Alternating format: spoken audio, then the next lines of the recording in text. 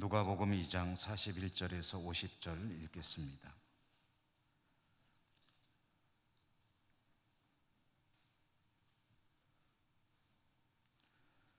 누가복음 2장 41절에서 50절.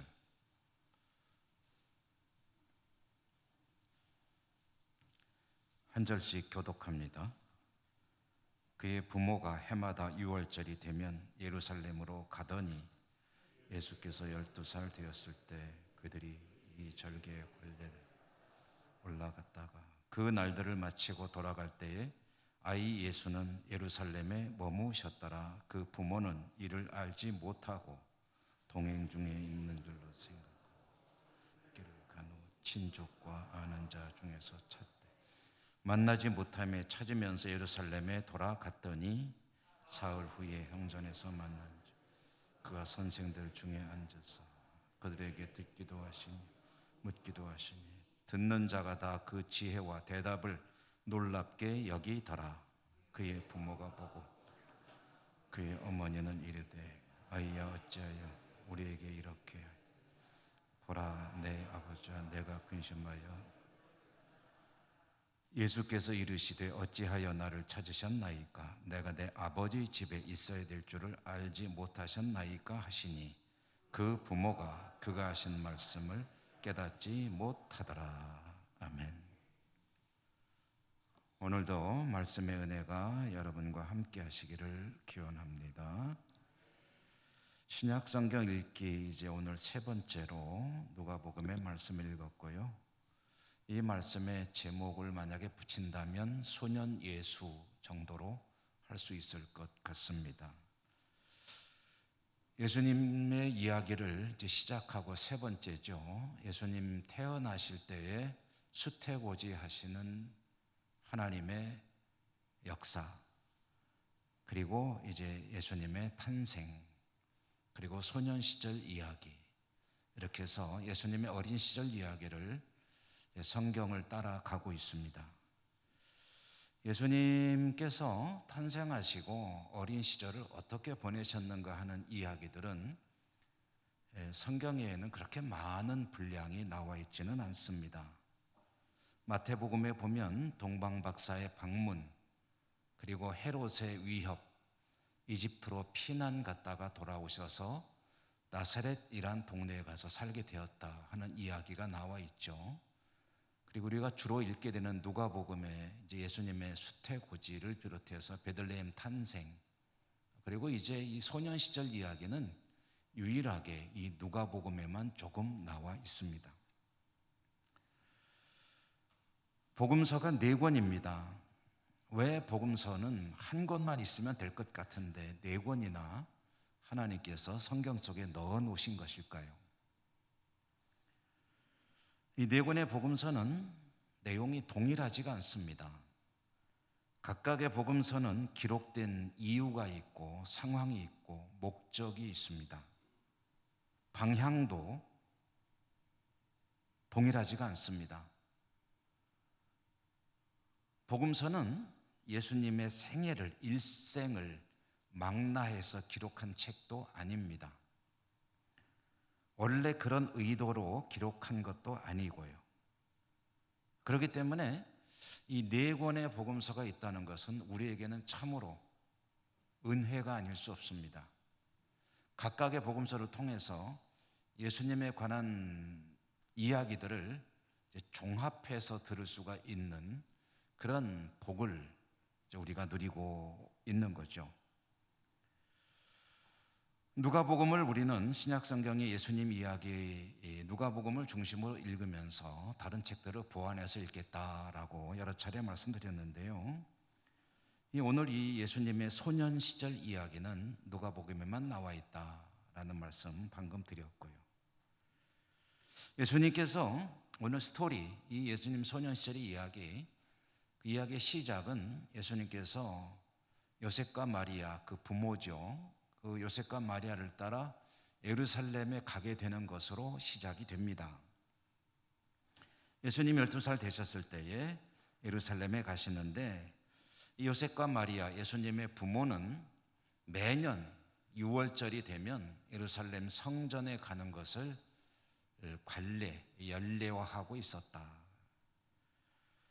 그래서 이 해에도 예수님 12살 되시던 해에도 그 부모가 예루살렘 성전에 가게 되었고 예수님도 따라서 동행하여 가게 되었다 하는 거죠.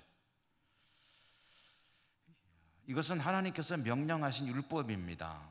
이스라엘 백성들, 특별히 성인 남자들은 1년에 3차례입니다.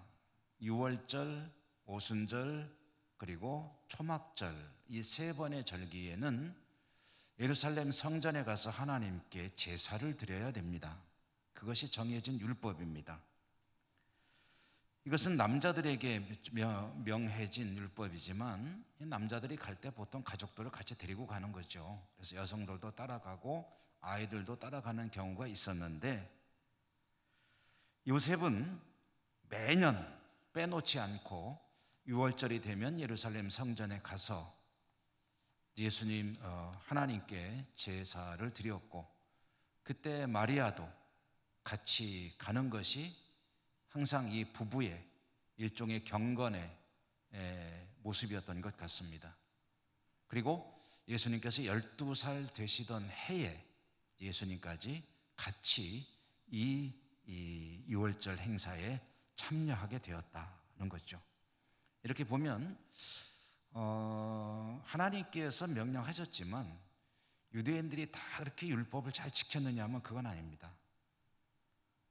그러니까 이 예수님의 부모인 요셉과 마리아는 상당히 경건한 사람들이었다라는 것을 이제 이 일을 통해서 알 수가 있습니다. 예수님께서 예루살렘에 가신 것이 소년 시절에 아기 때 할례를 받기 위해서 간 적이 있었죠. 우리가 알아보았죠. 그 이후에 언제 또 있었을까 하면은 그거는 분명하진 않지만 아마 예수님께서 부모를 따라 예루살렘에 간 것은 이때가 처음이 아니었겠나 하고 보통 추측을 합니다. 12살 때에 예루살렘 성전에 가는 또 다른 이유가 있을까 하고 생각해 보면은요, 보통 이스라엘의 아버지들은, 유대인 아버지들은 12살 이전에 아들이 율법을 배우기 시작하도록 해야 할 의무가 있습니다. 일종의 의무 교육이죠. 12살 전에 시작해야 합니다. 그러니까 예수님도 육신의 아버지인 요셉에 의해서 12살 전에는 율법을 제대로 배워야 될 기회를 부여받아야 되고 아마 그런 차원에서 예루살렘 성전을 한번 가서 보도록 하려고 요셉은 예수님을 동행하게 한 것이 아닐까 하는 생각을 해봅니다. 물론 이것은 성경에 나와 있는 이야기는 아니고 여러 가지 주변 자료들을 통해서 추측해보는 내용들입니다. 이렇게 12살 된 예수님은 토라 율법에 따라 또 하나님의 명령에 따라 이제 육신의 아버지인 요셉과 함께 어머니 마리아와 함께 예루살렘 성전에 가서 하나님께 제사를 드리는 그런 모습들, 여러 가지 일들을 이제 견학도 하고 배우게 되었겠죠. 그리고 오늘 우리가 읽은 말씀 43절에 보면 그 날들을 마치고 돌아갈 때에 라고 성경이 전하고 있습니다. 그 날들을 마치고 돌아갈 때라는 이 말씀의 의미는 이 가족이 6월절 내내 예루살렘의 성전에 머무르고 있었다라는 것을 의미합니다. 그러니까 6월절은 일주일간 지키거든요. 일주일간 지키는 내내 예루살렘에 있으면서 성전의 행사에 참여하고 이 6월절을 잘 지켰다는 것은 굉장히 성실한 것이죠. 이것은 말하자면 예배에 빠지지 않고 참여했다라는 말과 거의 같은 말이고 어떤 기독교 행사에 참여했을 때 중간에 그냥 가지 않고 끝까지 자리를 지켰다라는 그런 의미로 이해해도 되겠습니다. 예수님 일가는 성실하게 6월절을 잘 지키고 있었고요. 그리고 이제 일주일간의 모든 일정을 마치고 집으로 나사렛으로 돌아갈 때에 이제 사건이 발생을 했습니다. 예수님의 부모인 요셉과 마리아는 고향으로 돌아가던 중에 예수님이 자기들 일행 중에 없다는 것을 알게 됐습니다. 이미 예루살렘을 출발한 지 하루가 지났을 때 이제 알게 된 거예요. 아직 어린 소년인데 어떻게 아들이 같이 가는지 안 가는지도 모르고 자기들끼리 갈 수가 있었을까라는 그런 의아한 생각을 할 수가 있을 텐데요. 그런데 이것은 당시 상황을 생각해 보면 있을 수도 있는 그런 일이긴 했습니다. 좋은 일이라는 뜻은 아니고요.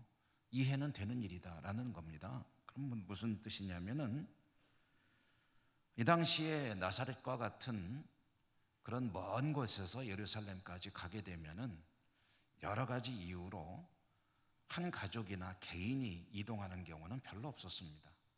동네에서 가는 사람이 다 모여서 가는 거예요. 그러면 남성들도 여럿이고 여성들도 여럿이고 아이들도 여럿이고 친척까지 다 모여서 가게 되면 수십 명 무리를 이루어 가지고 이제 이동을 하는 거죠. 혹시 가다가 도적을 만날 수도 있고 또는 이런저런 여러 가지 이유로 그래서 이렇게 함께 이동을 하는데 갈 때 이제 가족 단위로 이동하는 것보다는 남자는 남자끼리, 여자는 여자끼리, 아이들은 아이들끼리 이렇게 이제 어울려서 가는 경우가 많죠. 그렇지 않습니까? 우리도 예를 들어서 수십 명이 이동하는데 남자도 있고 여자도 있고 아빠들도 있고 엄마들도 있고 어린이도 있고 그렇다면은 아이들은 아이들끼리 막 뛰어놀면서 가게 되고 여성들은 여성들끼리 이제 모여서 이런 얘기 저런 얘기 하면서 가게 되고 남성들은 남성들끼리 또 이제 이야기하면서 가는 경우가 많지 않겠습니까? 그런 거죠. 그러므로 이제 아버지는 엄마랑 같이 있으려니 엄마는 아이들끼리 놀고 있으려니 또는 아버지 따라가고 있으려니 이런 저런 그런 생각을 하면서 미처 이제 안 온다는 생각은 아예 안 하고서 출발했는데 그 다음날 보니까 아이고 예수가 없네 이렇게 된 겁니다.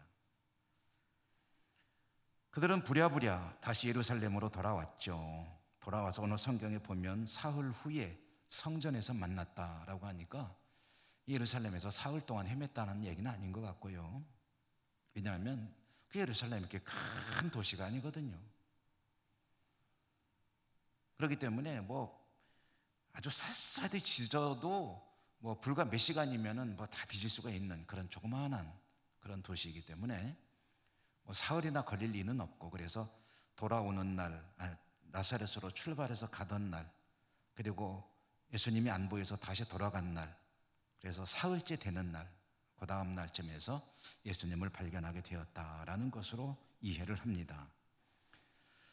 예루살렘에 가서 어떻게 찾았을까? 성전에 가서 찾았습니다. 그러면 성전에 가서 이 어린 예수님, 소년 예수님을 찾았다 하는 것도 그렇게 놀랄 일이 아닙니다. 왜냐하면 그 당시에는 모든 것의 중심이 성전을 통해서 이루어지고 있었기 때문입니다. 사람 찾으려면은 성전으로 가는 거예요. 거기가 사람이 제일 많은 데니까.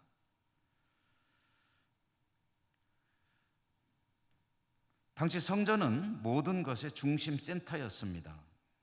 원래는 성전이 하나님께 제사를 드리기 위해서 지어진 것이죠.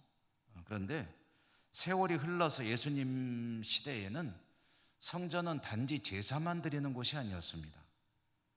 성전은 다양한 기능을 수행하는 관공서이기도 했고 예배당이기도 했고 오늘날로 친다면 시민 문화센터이기도 했고 여러 가지 기능을 하는 그런 복합 건물이었습니다.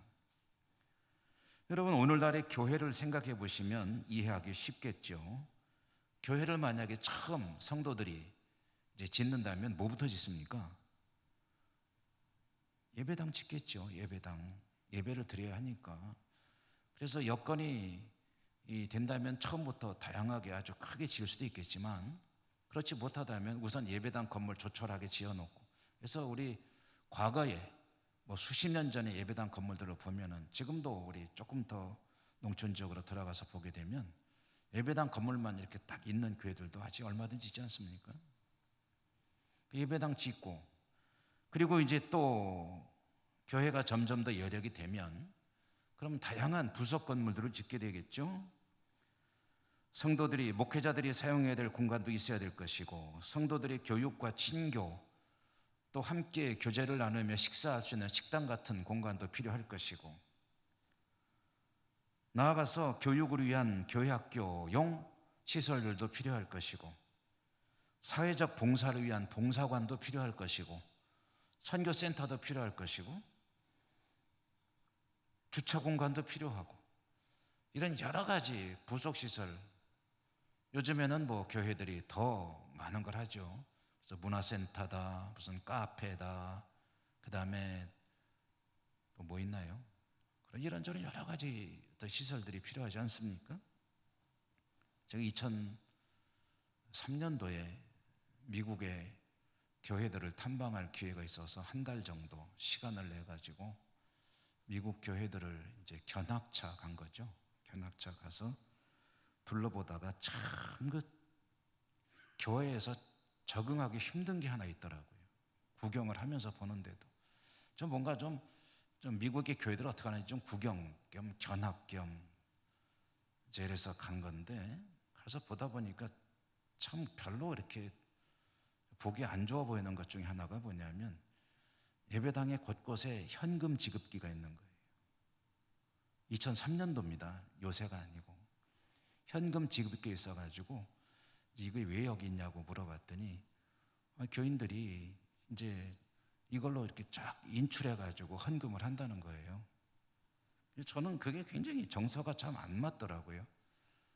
왜냐하면 우리는 헌금이라는 것은 집에서 예배당을 향해 출발할 때 미리 깨끗한 돈으로 정성껏 준비해서 봉투에 넣어뒀다가 성경책 속에 착 끼워가지고 와서 정말 경건하게 하나님께 드리는 예물로, 물론 가끔 이제 미리 준비가 안 됐을 때 주머니에서 꾸기적꾸기적해서 꺼낼 때도 있긴 있죠. 뭐 전혀 그럴 때가 없는 건 아니지만 대체로 예배당을 향해 나올 때 헌금을 정성껏 준비해 가지고 나와서 이제 드리지 않습니까? 요즘에는 저 헌금함에다 이렇게 넣고, 옛날 같으면 쫙 바구니 돌리면 거기에다 딱 넣고 그랬는데, 예배당에서 착 해가지고 착착착착 해서 찍 하고 나오면은 거기서 이제 헌금을 하고 하는 것이 그게 영 적응이 안 되더라고요. 참 이상하다, 어떻게 이렇게 하나 그랬는데, 요즘에는 뭐 대도시에 가보면은 예배당 안에 그런 기계들이 있는 교회들 종종 봅니다. 그런 교회들이 있어요.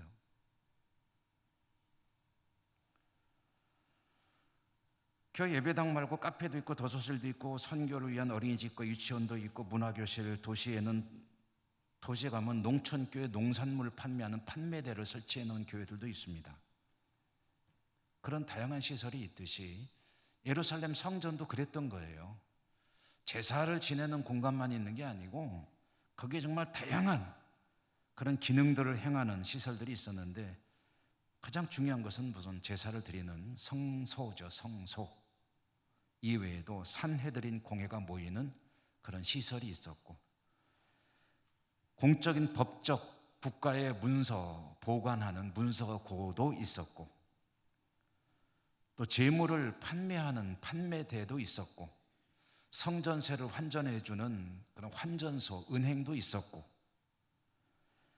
또 예루살렘의 회당도 한쪽에 있었고, 말하자면 유대인들의 신앙은 물론 모든 공적인 일이 이루어지는 것이 이 예루살렘 성전이었습니다. 그러니까 거기 가면 항상 사람들이 많이 있는 거죠.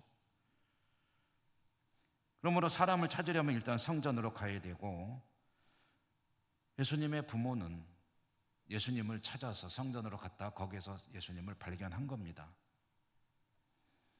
오늘 46절 말씀에 보면은 예수님이 선생들 중에 앉으사 그들에게 듣기도 하시며 묻기도 하셨다라고 되어 있습니다. 이것은 굉장히 중요한 내용입니다. 보통 성전에서는 명절 때가 되면 랍비들이, 유명한 율법 교사들이 나와가지고 회중들에게 율법을 강론하고 가르치고 하는 그런 행사를 했습니다. 이벤트죠. 그러면 이제 회중들이 쭉 모여 앉아서 이제 강론을 듣기도 하고 그런 시간을 가졌는데, 예수님을 보니까 예수님이 거기 있는데 여러분 어디에 앉았다고 그랬죠? 46절 46절에 보면 그가 선생들 중에 앉아서 선생들 가운데 앉아서, 그러니까 그 강론을 듣고 있는 회중들 중에 앉으사가 아니고 선생들 중에 앉아서.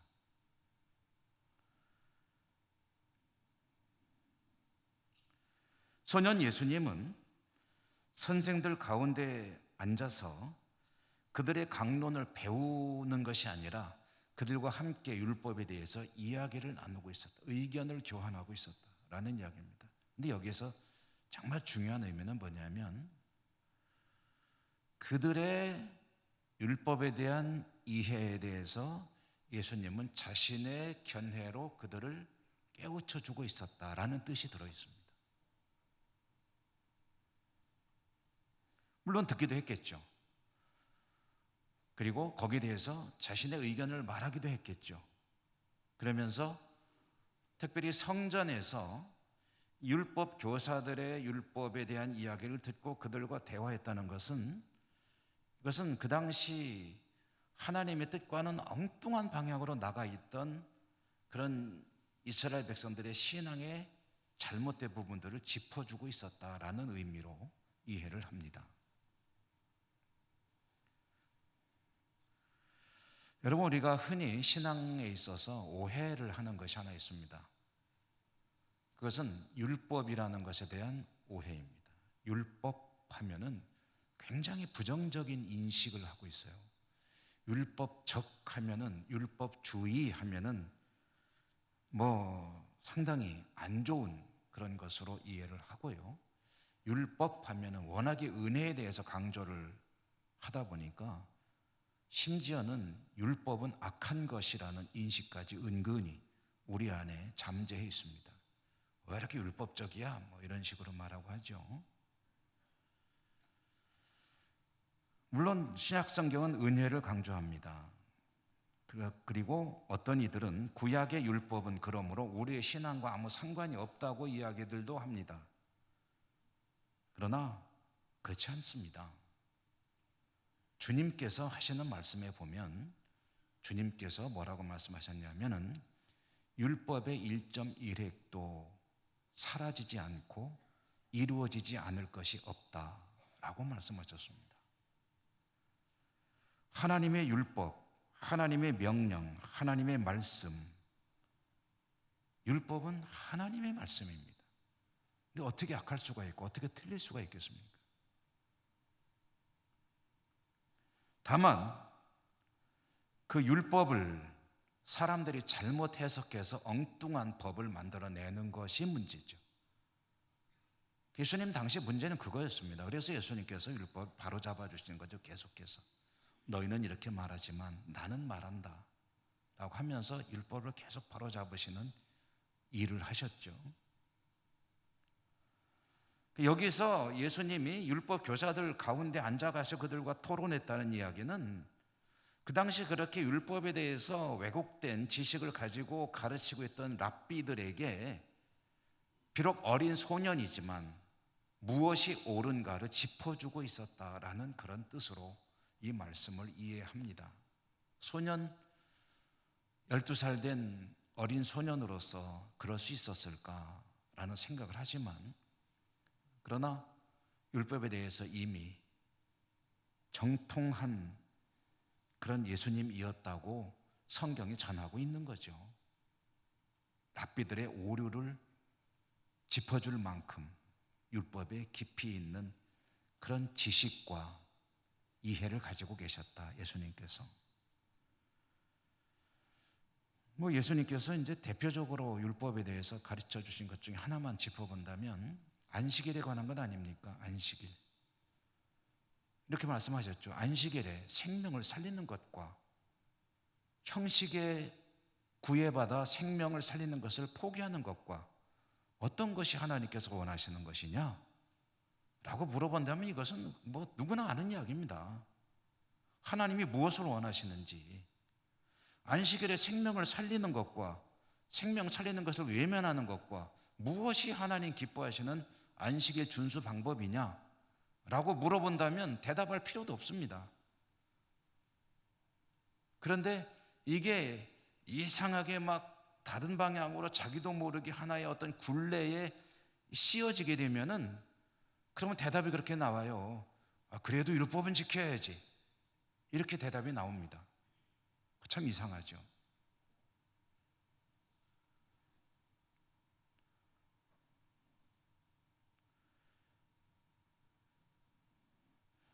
역사와 전통과 관습은 중요합니다. 그러나 그런 것들이 하나님의 뜻, 하나님의 말씀을 역행하는 일이 발생한다면 그 관습은 아무것도 아닙니다. 역사가 그렇게 중요한 게 아닙니다. 역사는 중요하지만 하나님 말씀 앞에서는, 진리 앞에서는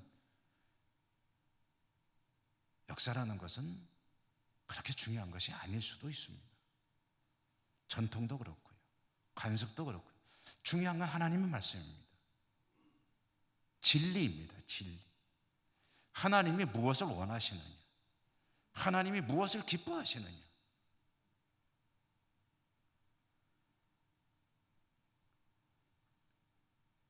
예수님께서 랍비들 가운데 계셨다는 것은 그것을 상징적으로 보여주는 거예요.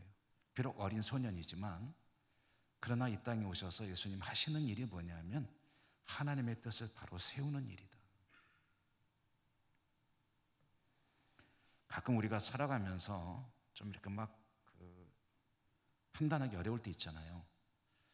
야, 이거 좀 내가 신앙인으로서 이렇게 하는 게 좋을까, 저렇게 하는 게 좋을까, 좀 판단이 어려울 때, 근데 제가 자주 드리는 말씀 중에 하나는 거기서 겸손히 자신의 생각을 내려놓고 겸손히 들여다보면 사실 어렵지 않게 알 수 있는 일들이 훨씬 많습니다.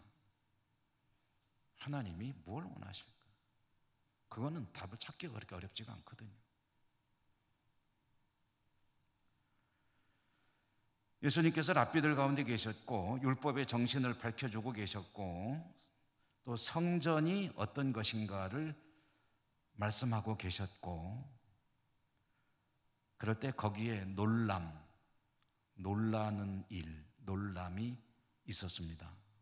두 가지가 나오는데요. 거기 모인 사람들이 놀랐고 부모가 놀랐습니다. 거기 모인 사람들은 왜 놀랐느냐? 예수님의 가르침을 듣고 놀랐죠. 여기 놀람은 이 감동이라는 뜻이 들어있는 놀람입니다. 하고서 깨달았고, 더 더군다나 어린 소년이잖아요. 그들은 마음속에 부딪혀오는 어떤 그 하나님의 율법이 주는 감동으로 놀라고 있었다. 근데 부모의 놀람, 여기 단어가 다릅니다. 성경에 쓰인 단어가. 부모의 놀람은 어떤 놀람이냐면 화가 나서 나는 놀람. 왜요? 속색이니까. 너 때문에 갔다가 3일이나 돌아와서 3일이나 지금 고생하고 있잖아 라는 그런 뜻입니다. 그래서 마리아가 예수님에게 이제 하는 말이죠. 48절에 보니까 그의 어머니는 이르되 아이야 어찌하여 우리에게 이렇게 하였느냐, 보라 네 아버지와 내가 근심하여 너를 찾았노라 라고 하는 이 말이 성경이니까 굉장히 점잖게 번역이 되어 있지 하면은 제가 말은 하지 않겠습니다. 그냥 이제 막 야단치는 거죠. 여기서 뭐하고 있냐? 너 때문에 소동 벌어졌잖아. 여태 너와 너희 아버지가 찾느라고 얼마나 헤매는지 알아? 놀랬잖아. 놀람, 화가 난 놀람입니다. 사람들은 감동으로 놀라고 있었고 부모는 화가 나서 놀라고 있었고, 그때 예수님이 대답하시죠. 내가 내 아버지 집에 있어야 할 것을 모르셨나이까?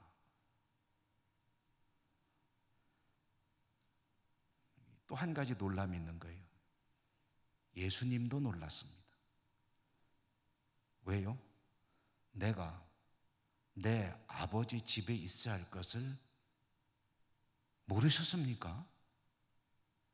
놀랍네요. 그런 뜻입니다. 그렇게 따지면 세 가지 놀람이 있죠.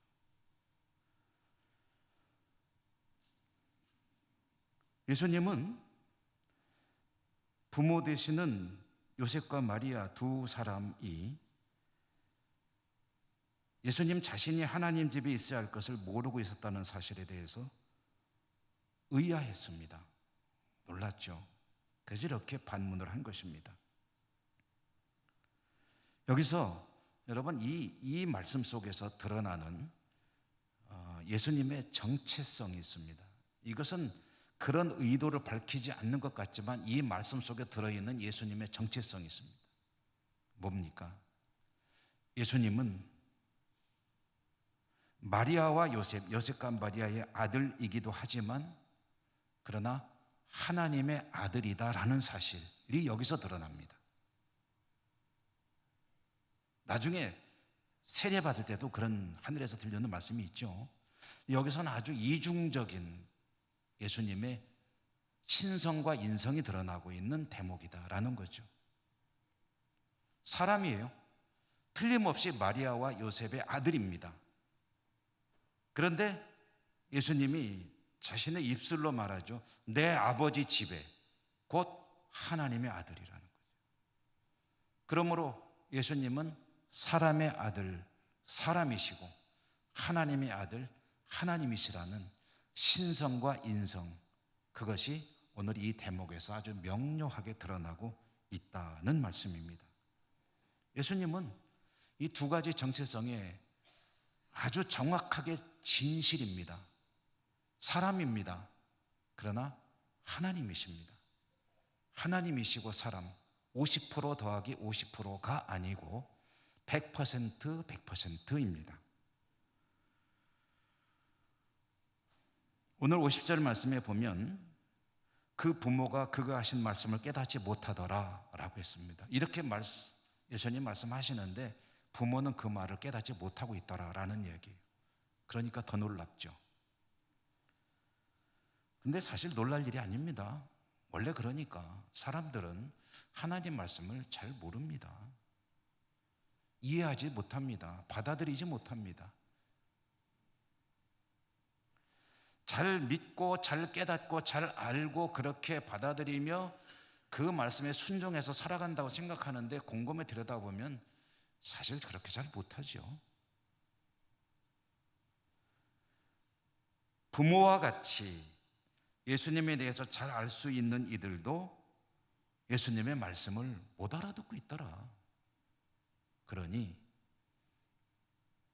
저나 여러분 우리들이 하나님 말씀을 쫙 듣고 쫙 이해한다는 것은 사실은 불가능한 일입니다. 계속 듣고 또 듣고 또 듣고 또 듣고 하면 조금 아는 것 같다가 조금 있으면 또 잊어버리고,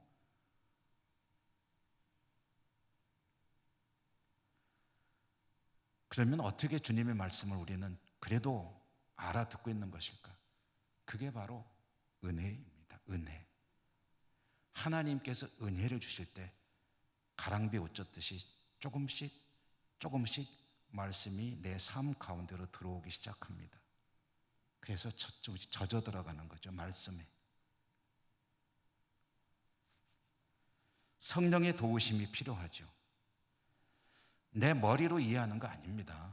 물론 머리로 어느 정도 뜻풀이는 할 수 있겠죠. 그러나 그 말씀이 오늘 성경 속에 나오는 깨닫지 못하더라라는 이 말씀처럼 하나님의 말씀이 나에게 깨달아지고 내가 그 말씀을 따라갈 수 있는 그런 은혜의 길을 걸을 수 있기 위해서는 하나님의 도우심, 성령의 역사가 반드시 있어야 되는 것이고, 그 성령의 역사 가운데 조금씩 조금씩 우리는 말씀 가운데 젖어 들어가는 것이죠.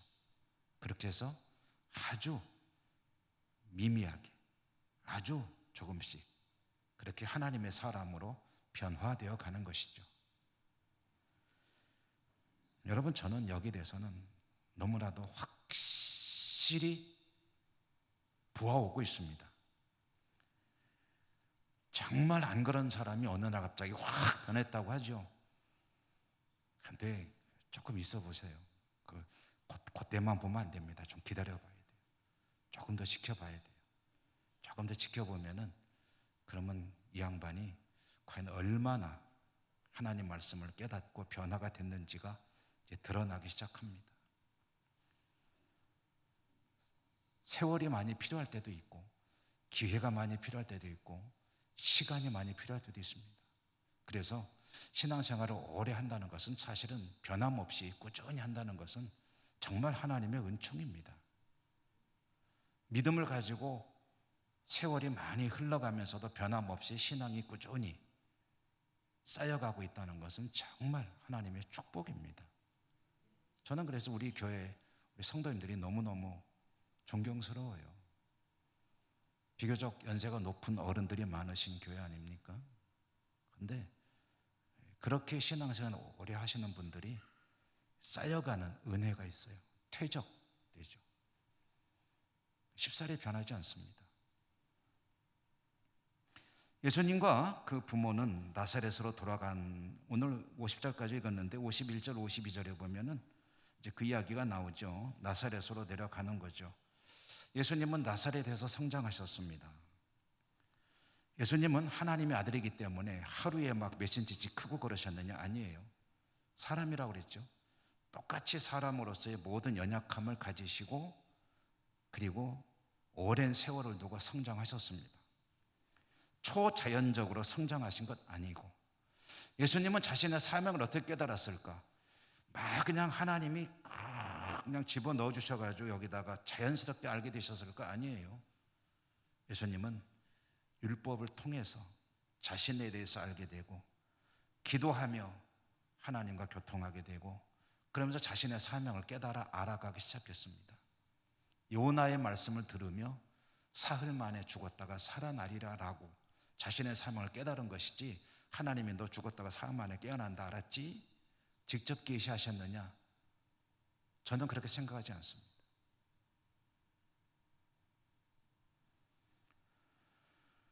오늘 중요한 말씀 있죠. 예수님께서 그렇게 사람으로 성장해 가시면서 52절 말씀에 보니까 예수는 지혜와 키가 자라가며 하나님과 사람에게 더욱 사랑스러워 가시더라.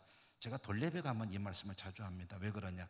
우리 아가들이 자라가면서 하나님께 사랑스럽고 사람들에게 사랑받는 그런 사람으로 성장할 수 있기를 원해서 이 말씀을 잠깐 축복하며 말씀해주고 또 기도해주고 하는데요. 사실 얼마나 소중한 일입니까? 이 땅을 사는 동안에 사람들에게 그리고 하나님께 사랑받고 살아갈 수 있다면 여러분의 삶이 그럴 수 있기를 축복합니다. 하나님께 사랑스러운 하나님의 자녀들로 살아가시기를 바라고요. 또 모든 사람들이 정말 보면은 좋아하는 그리고 사랑하고 존경하는 그런 하나님의 사람으로 살아가시는 일에 성공하시는 여러분 모두가 되시기를 주님 이름으로 축원합니다. 은혜로우신 하나님 감사합니다. 신약 성경을 읽을 수 있도록 은혜 주시고 복 주시니 감사합니다. 예수님 이야기를 읽기 시작했습니다. 예수님의 이야기를 읽어 나가는 동안에 우리 모두가 주님을 잘 알고 주님의 뜻에 합당한 사람으로 성숙 변화되어가는 은혜가 있게 하여 주시옵소서. 수요 예배를 통해서 우리 모두가 더욱더 하나님의 사랑받는 백성으로 거듭날 수 있도록 축복해 주시옵소서. 예수님 이름으로 감사하고 기도 올리옵나이다. 아멘.